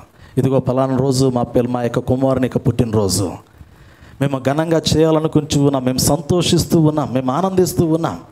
మా సంతోషంలో, మా ఆనందంలో మీరు కూడా పాల్గొనాలని మీ అందరినీ నేను మా ఇంట్లోనికి ఆహ్వానిస్తూ ఉన్నానని ఆ తల్లిదండ్రులు ఇరువురు కూడా, తల్లేమో తనకి సంబంధించినటువంటి బంధువులకి, తండ్రి ఏమో తనకు సంబంధించినటువంటి బంధువులకి, స్నేహితులకి అందరికీ కూడా ఈ శ్రేష్టమైనటువంటి సంతోషకరమైనటువంటి వార్తను అందరితో పంచుకున్నారు. ఆ పుట్టినరోజు వేడుక రానే వచ్చింది. సాయంకాల సమయంలో, రాత్రికాల సమయంలో చాలా ఘనంగా ఆర్భాటంగా పుట్టినరోజు వేడుకను జరుపుకోవడానికి అన్ని ఏర్పాట్లు చేసుకున్నారు. శ్రేష్టమైనటువంటి విందు భోజనాలు సిద్ధపరిచారు. వచ్చినటువంటి వారికి విలువైనటువంటి కానుకలను ఇవ్వటానికి వారన్నీ సిద్ధపరిచేటువంటి క్రమంలో బంధువులు ఒక్కొక్కరు రావడం ప్రారంభించారంట. ఒక్కొక్కరు ఆ ఇంటిలోనికి అడుగు పెట్టడం ప్రారంభించేటువంటి సమయంలో తల్లికి ఒక ఆలోచన వచ్చింది. అరే, వచ్చినటువంటి వారందరినీ కూడా పలకరించడానికి నాకు సమయం దొరకట్లేదు. ఈ పిల్లవాడు మరి పద్దాక పిల్లవాడిని ఎత్తుకొని అందరికీ ఆతిథ్యం ఇవ్వాలంటే కుదరట్లేదు. కాబట్టి ఈ పిల్లవాడిని నిద్రపుచ్చి మరి వచ్చినటువంటి బంధువులను, స్నేహితులను రిసీవ్ చేసుకోవాలి, వారికి మర్యాదలు చేయాలనేటువంటి ఆలోచనతో ఆ తల్లి ఆర్భాటంతో కూడినటువంటి మర్యాదలు చేయడానికి ఇష్టపడిందంట. పిల్లవాడిని ఉయ్యాల్లో పొరుండబెట్టి నిద్రపుచ్చిందంట. ఆ ఉయ్యాల గుమ్మము దగ్గర ఉన్నటువంటి ఆ ద్వారం ఎదుట ఉన్నటువంటి ఒక స్థలంలో చక్కగా ఉయ్యాలను అలంకరించి ఆ ఉయ్యాల్లో పిల్లవాడిని పొరుండబెట్టి ఆ నిద్రపుచ్చి అలా వారి యొక్క తల్లిదండ్రులు ఇరువురు కూడా పనిపాట్ల ముందు కొనసాగారంట. వచ్చినటువంటి బంధువులతో ముచ్చటిస్తూ ఉన్నారు. వచ్చినటువంటి వారందరికీ అవసరమైనటువంటి ఆతిథ్యం ఇస్తూ ఉన్నారు. వచ్చేటువంటి క్రమంలో పిల్లరా, అది బహు చలికాలము, మంచు పడుతున్నటువంటి కాలము. ఆహ్వానించబడినటువంటి అతిథులందరూ కూడా వెచ్చదనము కొరకు చాలా ఉన్ని వస్త్రాలతో కూడినటువంటి కోట్లు ధరించుకొని గృహంలోనికి వచ్చారంట. బయటేమో చల్లగా ఉంది, లోపలికి రాగానే వెచ్చగా ఉంటూ ఉంది ఇంటి వాతావరణము. వారు రాగానే ఒక్కొక్కరు మొదటి వ్యక్తి తన కోటును చూసి ఆ ఉయ్యాల మీద, ఎందుకంటే తల్లి ఉయ్యాల్లో బిడ్డను పరుండబెట్టింది, ఉయ్యాల్లో పరుండబెట్టబడినటువంటి బిడ్డకి వెచ్చదనము కోసము ఒక చక్కటి మెత్తటి క్లాత్ కప్పేసింది. వచ్చినటువంటి వారికి ఉయ్యాల్లో బిడ్డ పరుండబెట్టబడి ఉన్నాడు అనేటువంటి మాట తెలియట్లేదు, వారు గుర్తించలేకపోతూ ఉన్నారు. ఎందుకంటే వెచ్చదనము కొరకు వస్త్రాన్ని కప్పింది తల్లి. వచ్చినటువంటి వారు అది ఖాళీ ఉయ్యాలే కదనేటువంటి ఆలోచనతో దాని మీద ఒక్కొక్కరు వారు వేసుకున్నటువంటి కోట్లు దాని మీద వేసి లోపలికి వెళ్ళడం ప్రారంభించారంట. మొదటిగా ఒకడు వేశాడు, తర్వాత రెండోవాడు దాన్ని చూసి మూడోవాడు, నాలుగోవాడు, వచ్చినటువంటి అతిథులందరూ కూడా ఉయ్యాల మీద వారు ధరించుకున్నటువంటి ఉన్నితో కూడినటువంటి వస్త్రాలు, కోట్లన్నింటినీ కూడా దాని మీద పడవేసి లోపలికి వెళ్ళి సంతోషంగా ఆతిథ్యాన్ని స్వీకరించడం ప్రారంభించారంట. అందరూ వేడుక చేసుకుంటూ ఉన్నారు, వేడుకలో మునిగి తేలుతూ ఉన్నారు. కానీ ఒక్కరి యొక్క హృదయాల్లో కూడా, అరే ఇది ఒక జన్మదినానికి సంబంధించినటువంటి వేడుక, ఇది ఒక పుట్టుక, ఒక కుమారునిక పుట్టినరోజు సంబంధించినటువంటి వేడుక, ఆ బాలుడు ఎక్కడ అనేటువంటి ప్రశ్న హృదయాంతరంగములలో ఉత్పన్నము కాలేదంట. అందరూ ఆర్భాటించారు. చివరిగా కేక్ కటింగ్ చేసేటువంటి సమయంలో పిల్లవాడు ఎక్కడా ప్రశ్న, బాబు ఎక్కడా, కేక్ కట్ చేయాలి కదా. ఆ సమయంలోనే తలందరూ కూడా ఏడి బాబు అని అడుగుతున్నటువంటి సమయంలో తల్లి ఒక్కసారిగా తేరుకొని, అయ్యో ఉయ్యాల్లో పరుండి పెట్టి ఉన్నాననేటువంటి ఆలోచనతో గబగబా ఉయ్యాల దగ్గరికి వచ్చి చూస్తూ ఉన్నటువంటి క్రమంలో ఒక్కొక్క కోటు తీసి చూస్తూ ఉన్నటువంటి సమయంలో ఊపిరాడక మరణించినటువంటి బాలుడు ఉయ్యాలలో పరుండి పెట్టబడి ఉన్నాడంట. ఊపిరాడక మరణించినటువంటి బాలుడు ఉయ్యాల్లో పరుండబెట్టబడి ఉన్నాడు. నిజమే కదా. లోకరక్షకుడైనటువంటి యేసు ప్రభువారు పిల్లరా, సత్రములో సకల మానవాళి నిమిత్తము రక్షణార్థమై పరుండబెట్టబడినటువంటి వాడు. ప్రస్తుత దినాల్లో ఆ యొక్క బాలుడు లోకానికి జీవాన్ని ఇచ్చేటువంటి బాలుడిగా ఉన్నప్పటికీ కూడా లోకములో ఉన్నటువంటి వారందరూ కూడా, లోకానుసారమైనటువంటి బ్రతుకు కలిగినటువంటి వారందరూ కూడా ఆయన మరణంలో అలా పరుండు పెట్టడానికి ఇష్టపడుతూ ఉన్నారు. కానీ జీవాధిపతి అయినటువంటి రక్షకునిగా అంగీకరించలేకపోతూ ఉన్నారు. నిజమే, ఇప్పటికీ ఆయన జీవాధిపతి అనేటువంటి రక్షకుడిగా, విమోచకుడిగా, దేవుని రాజ్యములోనికి తీసుకుని వెళ్ళేటువంటి దేవుని కుమారునిగా చూడలేనటువంటి వారు ఎంతోమంది ఈ లోకంలో భౌతికపరమైనటువంటి జీవితంలో బ్రతుకుతున్నటువంటి వారు ఇంకా ఆయన్ని ఆ యొక్క మరణకరమైనటువంటి స్థితిలో పరుండబెట్టబడినటువంటి మనస్సు కలిగినటువంటి వారిగా కనపడుతూ ఉన్నారు. ఆర్భాటం చేసుకుంటూ ఉన్నారు. అని భౌతికంగానే ఉంటుంది. విందులు, సంతోషము అన్నీ కనపడుతూ ఉన్నాయి, కానీ భౌతికంగానే ఉంది. భౌతికంగా ఎన్ని జరుపుకున్నా కానీ ఆ యొక్క జీవితాన్ని మనం గమనించగలిగితే మరణకరమైనటువంటి స్థితిలో ఉన్నటువంటి పరిస్థితి, వేదనకరమైనటువంటి స్థితిలో ఉన్నటువంటి పరిస్థితి కనపడుతూ ఉంది. కానీ హృదయాంతరంగంలో నిజమైనటువంటి ఆనందాన్ని కనపరిచేటువంటి పరిస్థితి కనుమరుగైనట్లుగా దేవుని యొక్క వాక్యంలో జ్ఞాపకం చేయబడుతూ ఉంది. నిజమే పిల్లరా, ఈరోజు నీ యొక్క జీవితంలో, నీ కుటుంబంలో ఒకవేళ క్రిస్మస్ని నువ్వు భౌతికంగా జరుపుకోవడానికి సిద్ధపడుతూ ఉన్నట్లయితే ఈరోజు దేవుని వాక్యము చేత హెచ్చరిస్తూ జ్ఞాపకం చేస్తూ ఉన్నాను కదా. భౌతికంగా జరుపుకునేటువంటి వాడు లోకానుసారుడు, ఆత్మీయంగా జరుపుకునేటువంటి వాడు దేవుని చూచేటువంటి వాడు. హృదయ శుద్ధి గలవారు ధన్యులు, వారు దేవుని చూచెదరని మత్తయి సువార్త 5వ అధ్యాయం 8వ వచనంలో జ్ఞాపకం చేయబడింది. హృదయ శుద్ధి గలవారు ధన్యులు, వారు ఎవరిని చూస్తారు అంటే దేవుని చూస్తారు. దేవుని చూచేటువంటి వాడు రక్షకుడైనటువంటి విమోచకుని హృదయాంతరంగంలోనికి ఆహ్వానించినటువంటి వాడిగా తన జీవితాన్ని కనపరుచుకుంటాడు. 3 విషయాలు జ్ఞాపకం చేసని పరిశుద్ధ దినమందు. పాత నిబంధన కాలంలో నిర్గమాకాండము 19వ అధ్యాయం నుంచి 34వ అధ్యాయం వరకు ఉన్నటువంటి లేఖన భాగాల్లో మోషే భక్తుడైతే సీనాయి పర్వతం మీద దేవుని సహవాసములో ఉన్నాడు. సీనాయి పర్వతం క్రింద ఉన్నటువంటి జనాంగమును చూచినప్పుడు 40 దినములు మోషే భక్తుడు కనపడకపోయినటువంటి సమయంలో వారు విగ్రహాన్ని ఆధారం చేసుకుంటూ ఉన్నారు. దేవుని విడిచి పాపములోనికి వెళ్ళిపోతూ ఉన్నారు. త్రోవ తప్పినటువంటి స్థితిలో కనపడుతూ ఉన్నారు. చెడిపోయిన మనసులోనికి వారు వెళ్ళిపోయారు. చెడిపోయిన మనస్తత్వాన్ని కలిగినటువంటి వారిగా కనపడ్డారు. దేవుని ఉగ్రత వారి మీదకి వచ్చింది. మోషే భక్తుడు బతిమలాడుతూ మరొక అవకాశాన్ని కోరుకున్నాడు. అదేమిటంటే మనుషులు దేవుని స్వాస్థ్యముగా ఉండాలి అనేటువంటి విన్నపాన్ని, విజ్ఞాపన కోరుకున్నాడు. నిర్గమకాండము 34వ అధ్యాయము 9వ వచనంలో ఆ మాట వ్రాయబడింది. మమ్ములను నీ స్వాస్థ్యంగా చేసుకోమని మోషే భక్తుడు అడగలేదా? నిర్గమకాండం 34వ అధ్యాయం 9వ వచనంలో వ్రాయబడినటువంటి మాట అదే కదా. ఒకసారి చూడండి, ఆ మాట చూడండి మరలా. ప్రభువా, నా మీద నీకు కటాక్షము కలిగిన ఎడల నా మనవి ఆలకించుము. దయచేసి నా ప్రభువు మా మధ్యన ఉండి మాతో కూడా రావాలను. వీరు లోబడనొల్లని ప్రజలు మా దోషమును పాపమును క్షమించి మమ్మను నీ స్వాస్థ్యంగా చేసుకున్నామన్నట్టు కదా. మా దోషమును పాపమును క్షమించి మమ్మను నీ స్వాస్థ్యంగా చేసుకో అంటాడు కదా. ఈరోజు దోషాలను, పాపాలను క్షమించడానికి కదా లోకరక్షకుడైనటువంటి యేసుప్రభు లోకంలో జన్మించింది. సకల విధములైనటువంటి మానవుల యొక్క జీవితంలో ఉన్నటువంటి మరణము, పాపం అనేటువంటి ముసుగును తొలగించడానికి దేవుని కుమారుడు లోకంలో జన్మించాడు. ఆనాడు మోషే భక్తుడు అడిగాడు, నువ్వు మాతో ఉండాలి, నువ్వు మా మధ్యలో ఉండాలి, నువ్వు మా పాపాలను తీసివేయాలి, మా దోషములన్నింటినీ తీసివేయాలి, నీవు మమ్మలను నీ స్వాస్థ్యంగా మమ్మలను మార్చుకోవాలి, నీ కుమారులుగా మేము ఉండేటట్లుగా మమ్మలను నీవు అంగీకరించాలని ఆనాడు మోషే భక్తుడు దేవుణ్ణి అడిగాడు. పిల్లరా, నిజమే, కృత నిబంధన కాలంలో దేవుని కుమారుడు భూలోకంలోనికి పంపబడ్డాడు.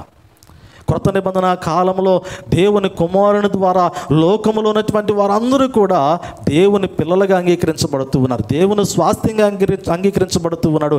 ఆనాడు మోషే భక్తుడు ఈ విజ్ఞాపన చేయకపోతే, ఆనాడు మోషే భక్తుడు దేవుని యొక్క విన్నపాన్ని కోరకపోయినట్లయితే ఈరోజు దేవుని స్వాస్థ్యంగా, దేవుని పిల్లలుగా, దేవుని ప్రజలుగా లోకములో ఉన్నటువంటి జనసమూహము దేవుని ఎదుట నిలబడలేరు అనేటువంటి మాటను నేను మీకు జ్ఞాపకం చేస్తూ ఉన్నాను.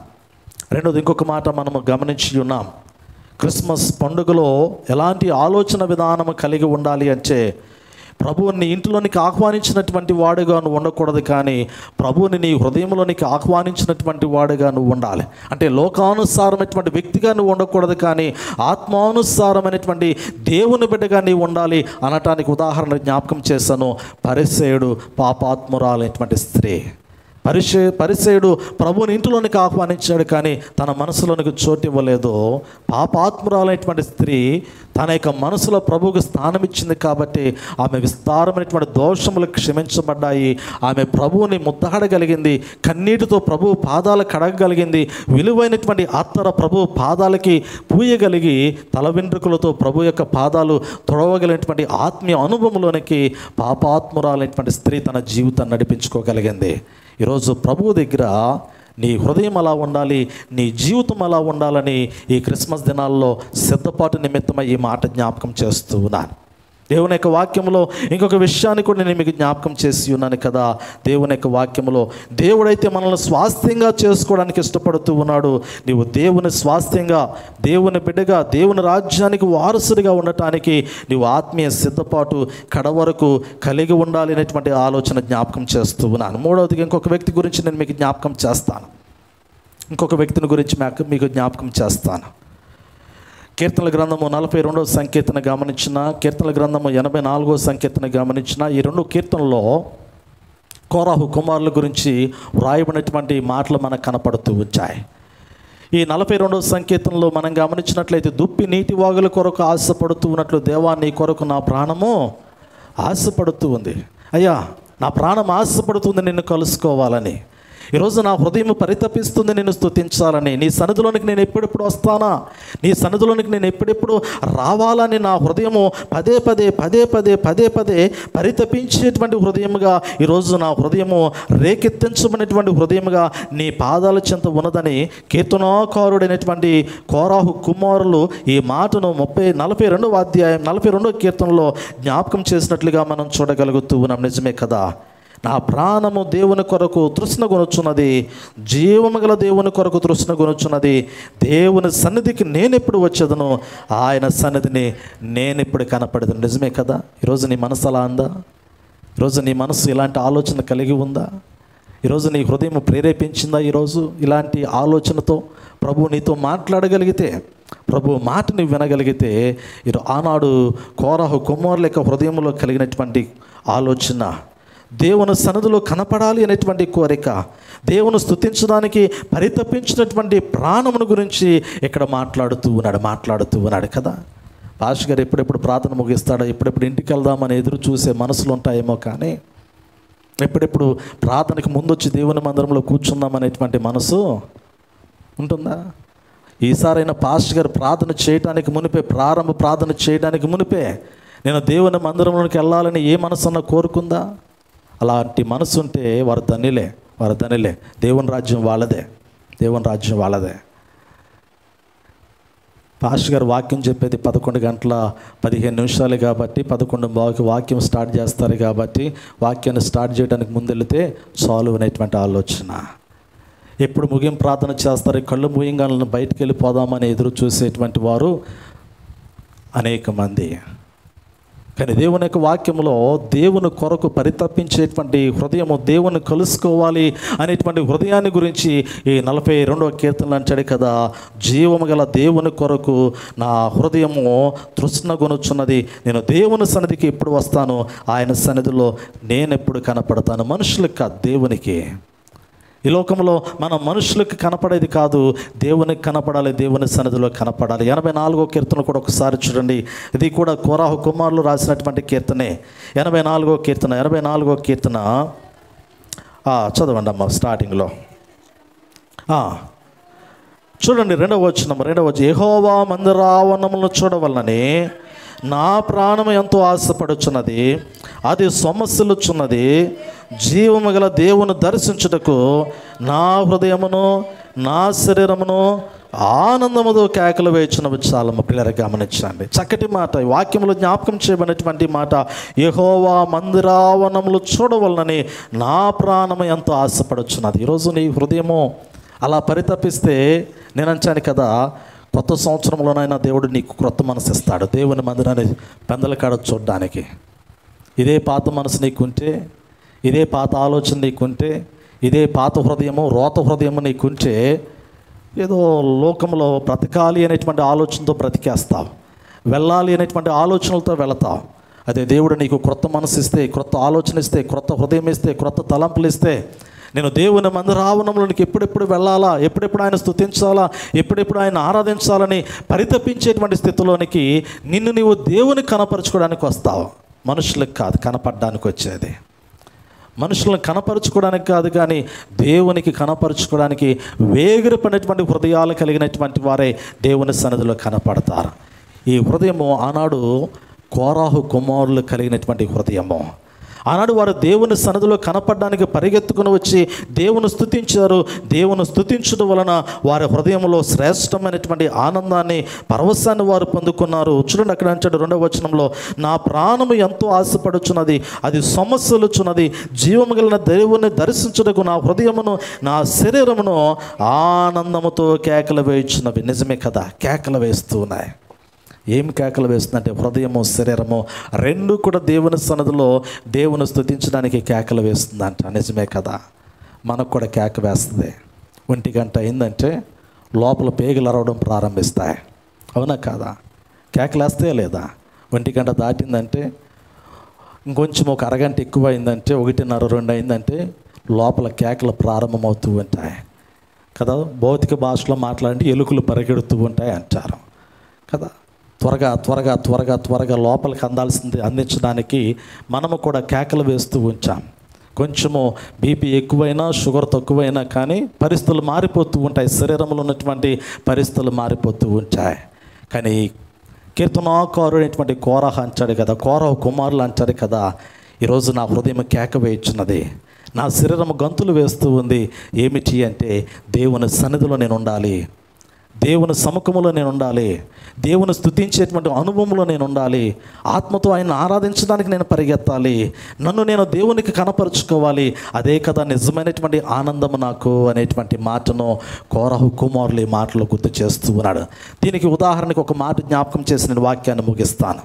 పరిశుద్ధ గ్రంథంలో మనం గమనించగలిగితే పిల్లరా, మనందరికీ తెలుసు, లూకాసు సువార్త 19వ అధ్యాయంలో పొట్టివాడైనటువంటి జక్కయ్య యొక్క జీవితం మనకు కనపడుతూ ఉంది. ఇతని హృదయంలో కూడా ఒక ఆశ ఉంది. అదేమిటంటే ప్రభువును చూడాలి కదా, ప్రభువును చూడాలి అనేటువంటి ఒక ఆశ. యేసు ప్రభువు ఎరుకో మార్గంలో ప్రయాణమై వస్తూ ఉన్నారు. ఎరుకో మార్గంలో ఆయన ప్రయాణమై వస్తూ ఉన్నాడు. చాలామంది జన సమూహము ఆయన కలుసుకోవడానికి ఇష్టపడుతూ ఉన్నారు, ఆయన వెంబడించడానికి ఇష్టపడుతూ ఉన్నారు. ఆయన చూడడానికి చాలామంది పరిగెత్తుకుని వచ్చారు. కానీ ఆ యొక్క జన సమూహంలో పొట్టివాడైనటువంటి మరి సుంకపు గుర్తుదారుడైనటువంటి జక్కయ్య యొక్క జీవితం మనకి ఇక్కడ గుర్తు చేస్తూ ఉన్నాడు, దేవుడు గుర్తు చేస్తూ ఉన్నాడు. నిజమే. కానీ అతని మనసులో ఒక ఆశ ఉంది. అదేమిటంటే నేను ప్రభువును చూడాలని మనసు ఉంటే చాలు, ప్రభువుని కలుసుకునేటువంటి అవకాశాన్ని కూడా దేవుడిస్తాడు. మనసు లేనటువంటి వానికి అవకాశం ఉండదు పిల్లరా. ఈరోజు నీకు మనసు ఉందనుకోండి, నేను దేవుని సన్నిధిలోనికి పెందల కాడే రావాలి అనే మనసు నీకుంటే దేవుడు నిన్ను నడిపిస్తాడు. నేను పాట పాడి దేవుని స్తుతించాలి అనే మనసు నీకుంటే పాడేటువంటి భాగ్యాన్ని దేవుడు నీకు ఇస్తాడు. ప్రార్థన చేసి దేవుని నామాన్ని గొప్ప చేయాలి అనే మనసు నీకుంటే ఆ ప్రార్థన ఆత్మను దేవుడు నీకు దయచేస్తాడు. నేను వాక్యము చదవాలి అనే మనస్సు నీ హృదయాంతరంగంలో ఉంటే దేవుడు నీ పెదాలను తెరుస్తాడు, నీ మనసును తెరుస్తాడు. ఆ వాక్యాన్ని చదివేటువంటి అనుభవంలోనికి దేవుడు నిన్ను నడిపిస్తాడు. మనసు నీకు ఉండాలి. ఆ మనసు నీకు లేనప్పుడు దేవుడు నీకేది ఇవ్వడు. ఆయన స్తుతించేటువంటి అనుభవం కూడా నీకు ఇవ్వడు దేవుడు. ఆయన ఆరాధించేటువంటి స్థితిలోనికి నీ జీవితం రాలేదు. ఎందుకంటే ఆ మనస్సు నీకు లేనటువంటి వాడుగా నీవు నీ జీవితాన్ని నడిపించుకుంటున్నావు. లోకంలో వస్తున్నావు వెళ్తున్నావు అంతవరకే. ఎన్ని సంవత్సరాలు వచ్చినా కానీ, నీ జీవితంలో ఎన్ని క్రిస్మస్లు వచ్చినా కానీ, ఎన్ని నూతన సంవత్సరములు వచ్చినా కానీ, నువ్వు దేవుని మందిరంలోకి వస్తావు వెళతావు, కానీ నీకు ఆత్మీయ ఎదుగుదల లేనటువంటి వాడుగా నువ్వు లోకంలో కనపడతావు. ఆత్మీయ ఎదుగుదల నీకు ఉండదు. దేవుణ్ణి కలుసుకునేటువంటి అనుభవం నీకు ఉండదు. ప్రభువుని ముద్దాడేటువంటి అనుభవం నీకు ఉండదు. నీ మనసు మారి నూతన పరచబడేటువంటి హృదయ అనుభవంలోనికి నీ జీవితము వెళ్ళలేదు అనేటువంటి మాటను నేను మీకు జ్ఞాపకం చేస్తూ ఉన్నాను. కానీ జక్కయ్య నేను ప్రభువుని చూడాలనుకున్నాడు. అతడు పుట్టివాడైనందున మేడి చెట్టెక్కి కూర్చున్నాడు. ప్రభు వస్తాడని ఎదురు చూస్తూ ఉన్నాడు. ఆ మార్గంలో ప్రభు వస్తాడు అని ఎదురు చూస్తూ ఉండగా ప్రభు ఆ మార్గంలో ముందుకు వచ్చాడు. రాగానే ఆ మేడు చెట్టు మీద ఉన్నటువంటి జక్కయ్య ప్రభువుని చూడడం ప్రారంభించాడు. కేకేశాడా? పిల్లలు గమనించండి. జక్కయ్య ప్రభువుని పిలిచాడా? ప్రభు జక్కయ్య అని పిలిచాడా? అవును కదా. దేవుని యొక్క వాక్యములో ఎంత అద్భుతమైనటువంటి మాట. దేవుని యొక్క వాక్యంలో జ్ఞాపకం చేయబడినటువంటి చూడాలి అంతే. జక్కయ్య అనుకున్నాడు, నేను ప్రభువును చూడాలనుకున్నాడు. ప్రభు అంటూ ఉన్నాడు కదా, జక్కయ్య నువ్వు నన్ను చూడాలని ఆశపడ్డావు కదా, దిగిరా. నువ్వు నన్ను చూడటం మాత్రమే కాదు కానీ నేనే నీ ఇంటికి వస్తాను రా. నేను నీ జీవితంలోనికి రాబోతూ ఉన్నాను. నీవు నన్ను చూడాలనేటువంటి మనసు కలిగినటువంటి వాడుగా ఉన్నావు కాబట్టి నీవు దిగిరా అని యేసు ప్రభువారే స్వయంగా పేరు పెట్టి జక్కయ్య అని పిలిచినట్లుగా వాక్యంలో చూడగలుగుతూ ఉన్నాం. చూడండి అక్కడ అంటాడు కదా 4వ వచనంలో, అప్పుడు యేసు ఆ త్రోవన రానియుండిన గనుక అతడు ముందుగా పరిగెత్తి ఆయన చూచుటకు ఒక మేడి చెట్టు ఎక్కాను. యేసు ఆ చోటుకు వచ్చినప్పుడు కన్నులెత్తి చూచి, జక్కయ్య త్వరగా దిగుము, నేడు నేను నీ ఇంట ఉండవలసినదని అతనితో చెప్పగా అంటాడు కదా. అంత చక్కటి మాట. పరిగెత్తాడు ప్రభువును చూడాలని. ప్రభు వచ్చాడు, జక్కయ్య దిగిరా, నేడు నేను నీ ఇంట్లోనికి ప్రవేశించాలి అన్నాడు. ఇందాక పరిసేని ఇంట్లోనికి ప్రభు వచ్చాడు, హృదయంలోనికి రాలేదు. కానీ ఇక్కడ మనం గమనించగలిగితే యేసు ప్రభు అంటూ ఉన్నారు కదా, ఇక్కడ జక్కయ్య ఇంట్లోనికి ప్రభు వస్తానని జక్కయ్యని పిలుస్తూ ఉన్నాడు. కానీ నిజంగా జక్కయ్య యొక్క హృదయంలోనికే ప్రభు వచ్చాడు. వాక్యాన్ని మనం గమనించగలిగితే జక్కయ్య త్వరగా దిగి వచ్చాడు క్రిందకి. దిగి వచ్చిన తరువాత మనం గమనించగలిగితే చుట్టుప్రక్కలటువంటి ప్రజలందరూ అనుకుంటూ ఉన్నారు కదా. చూడండి అక్కడ అంటాడు, అతడు త్వరగా దిగి సంతోషముతో ఆయన్ను చేర్చుకున్నాను. అందరూ అది చూచి ఈయన పాపి అయిన మనుష్యుని వద్ద బస చేయ వెళ్ళానని చాలా సనుగుకొనిరి. జక్కయ్య నిలవబడి, ఇదిగో ప్రభువా, నా ఆస్తిలో సగము పేదలకు ఇచ్చుచున్నాను అంటాడు కదా.